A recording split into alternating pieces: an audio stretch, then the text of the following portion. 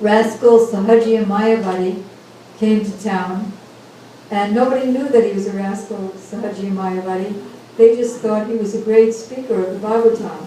So he was giving this bogus lecture, and everybody was coming, and they were all in awe.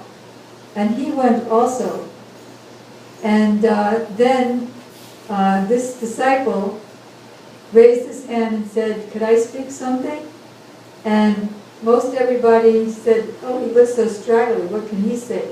But then some of the more cultured and educated people, they said, "Sure, why not, say something."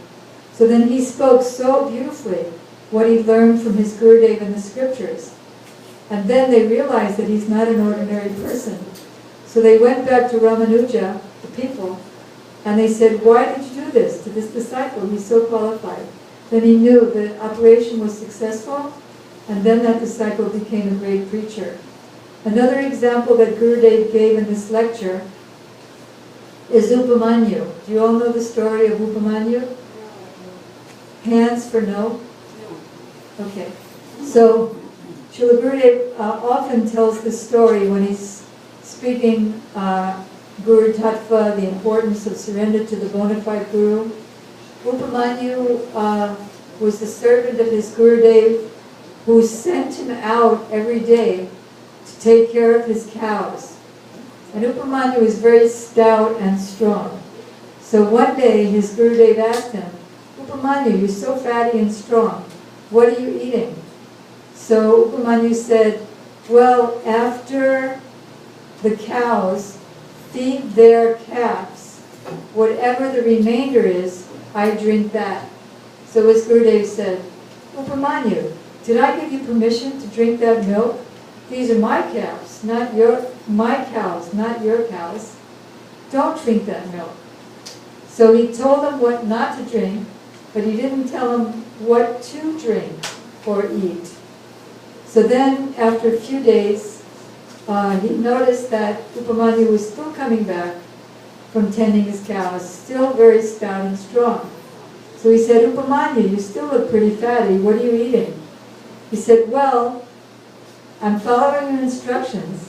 So after the cows eat their grasses and they're chewing their cud, some foam comes on their mouth while they're chewing.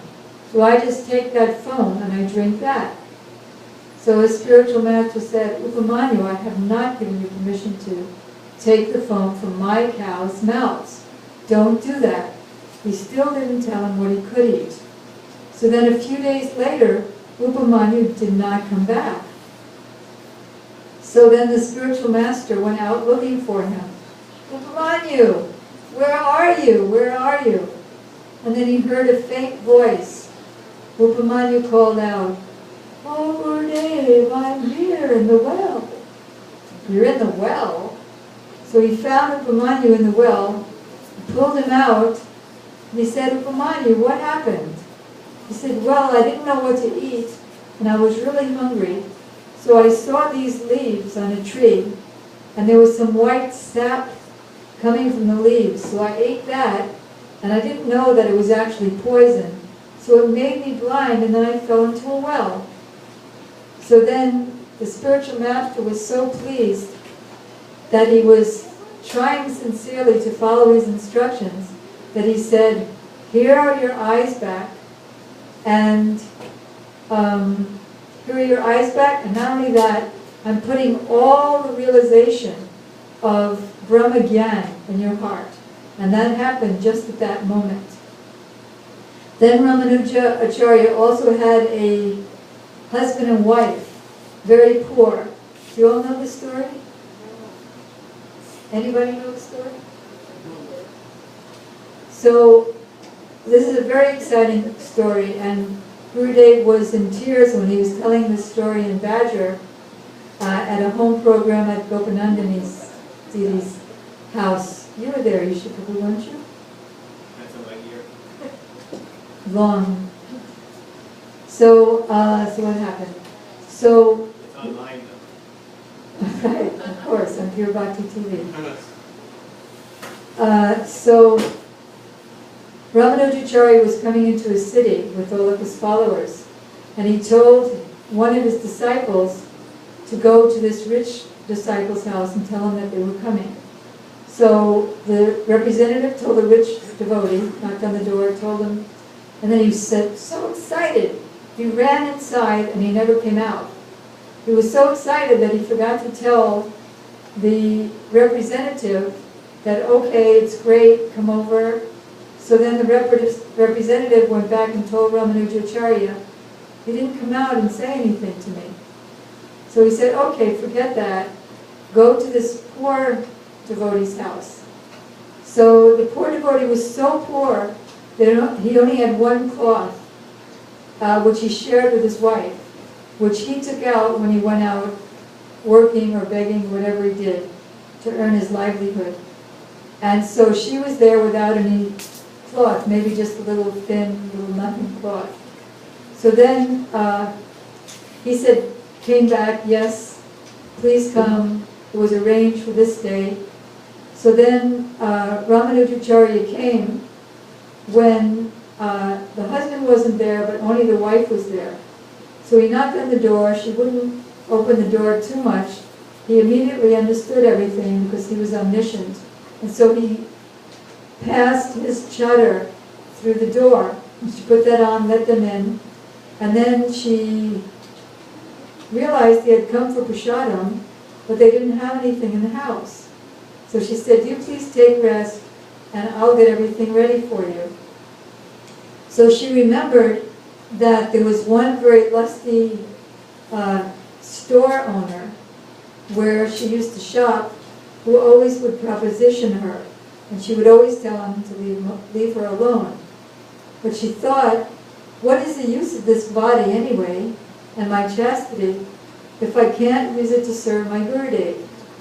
So she went back to that store owner. She said, okay, I'll come to you tonight. I want lots and lots of boga because my Gurudev is here with many of his followers. So he was thrilled, and he gave her a ton of wonderful boga. And then she cooked a great feast. Her Gurudev and the disciples honored this great feast. Then the husband came home, and he was anxiety seeing everybody and that he couldn't properly serve them. She said, don't worry. And she told him what happened. So the husband was very understanding. He said, okay, I'll take you there tonight. So it was raining and pouring, and he was holding an umbrella over her, and he was carrying her on his shoulders to this storeman's house. So then, when she came into the house, first the storeman was happy to see her, but then he was surprised, how did you get here in the rain? So she said, well, my husband brought me. Your husband brought you? And she said, yes, and my Gurudev was also at my house, and he gave me some Mahaprasadam for you. So the lusty man took the Mahaprasadam, and he immediately transformed. And he offered obeisances to her, and he became a devotee and surrendered to his Gurudev. So, is there any other? Krishna himself, his Gurudev sent him out to get, Sanipani Muni sent him out to get wood for some fire sacrifice. And even though it was pouring rain and flooding, Krishna did whatever he could to protect that wood. And he wouldn't even come out in the rain at night. He wouldn't come home. He just stayed in some place in the forest where the trees or any shelter could keep that wood dry for his Gurudev. So then his Gurudev was so pleased that he blessed Krishna that all the Vedic knowledge will now be revealed in your heart. So Krishna got to know all the Vedas. Of course, that's just an Naravad Leela. So Gurudev wants so much that his disciples establish his mission. I'm quoting from this book that some of you know about from the last few nights, and some of you it's the first time here, so I'm happy to read a few excerpts. Srila Gurudev said, it's all about his encouraging his disciples and followers to distribute his books everywhere in the world, to every door, every school, every home, airports, seaports, just like they did for Prabhupada, because he said, I am his Shiksha disciple. I want to follow his footsteps, so why not me? Why aren't my disciples do that for me? Of course, he said, some book distribution is going on, but not like in his days.